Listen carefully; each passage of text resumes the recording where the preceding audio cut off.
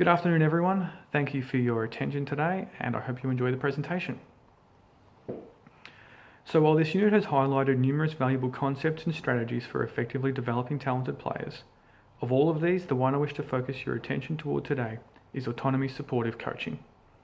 This is the idea that coaching shouldn't follow the traditionally mundane, transmission-based approaches that have dominated coaching philosophy for decades, but instead take an alternative approach that allows for exploration, problem solving, and personal development for the athletes. The value of this approach is well documented and multifaceted.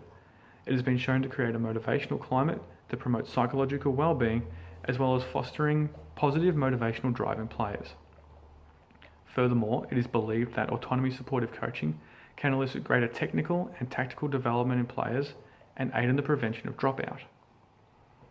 Contrary to this, controlling coaching behaviour can create greater levels of anxiety in players, heighten fear of failure, decrease psychological well-being, and stimulate burnout, as well as suffering poor transferability to real game scenarios and creating elevated levels of coach dependency. The current coaching panel at our club operates in a very linear, structured, and disciplined way, focused on winning and driven by competitive success. And while this approach may be effective at the senior levels of our club as the players approach professionalism, in order to ensure long-term commitment to the club and complete development of our players as both free-thinking individuals and athletes, the current pedagogical philosophies are in need of change at the development levels of the club. It is my belief that central to this change is moving from a winning-first philosophy to a development-first philosophy and engaging in more modern, flexible, and athlete-focused coaching practices. While competition is still the foundation of football, there needs to be more to the formative teachings of young athletes than simply how to win a game. To achieve this goal, there are a number of changes at the club level that need to be made for this shift to be effective. This change begins with developing philosophical underpinnings for the role of the coach, then addressing how the coaching environment can be best structured to facilitate development, and finally implementing contemporary coaching methods for athlete development. Now, this first change needs to be to the coaching philosophy of the club. As the primary point of contact between the club and the players, the personal orientation and actions of a team's coach will have a large impact on the goals and beliefs of the players. As such, the manner in which the coach creates and delivers training becomes of the utmost importance. According to McGew and Valorant, a successful autonomy supportive coaching plan incorporates 7 distinct principles. 1. Providing choice within boundaries for the athletes, such as allowing their input in drills or games.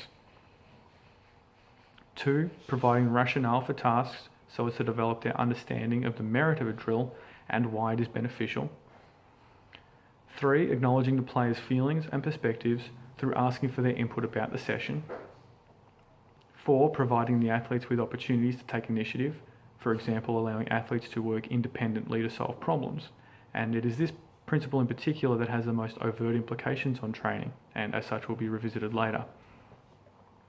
5 is providing open feedback on performance that allows the players to approach problems as individuals and together. 6, avoiding controlling behaviours that could be perceived as bullying or coercive, or that involve tangible rewards as a form of reinforcement. Finally, 7, reducing the perception of ego involvement in athletes, so moving away from an environment where an athlete's self-esteem is determined by ego-driven behavioural outcomes and instead developed through meritorious achievement.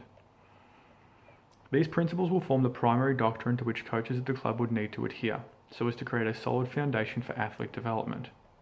Now, the implementation of such a program carries with it the risk of criticism and a number of potential complications, especially when compared to traditional coaching methods.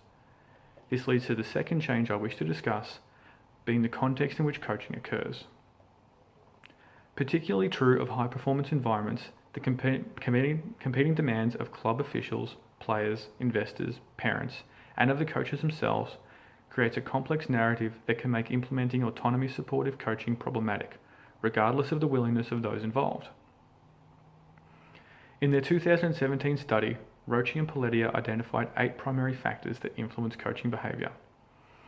The support or lack thereof by the club's administrative division, the status surrounding a coach's job security and how closely it ties with team performance, whether the coaches are adequately trained and are continually upskilled, the relationship between coaches and parents, how closely the coaches and athletes' motivations align, if performance is metrically evaluated, having time constraints, be they short or long term, placed upon goals, and the coach's work-life balance.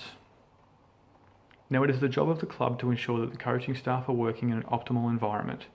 Constructing such an environment is a delicate balancing act, one that must provide and take if it is going to survive.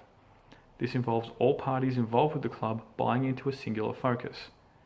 If a common goal is understood across all factions, being the common goal of athlete development, then the club is well placed to reach this goal. This is of course far simpler on paper than it is in practice. This brings us to the primary tool of autonomy supportive coaching, which ironically is the source of its greatest criticisms and presents the greatest challenge for the coaches: differential learning and variability in training.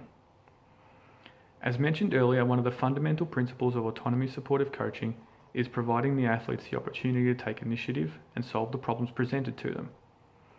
This practice presents the largest attraction from traditional coaching methods, where the coach has always been viewed as the gatekeeper of knowledge that would lead athletes to the predetermined correct outcomes.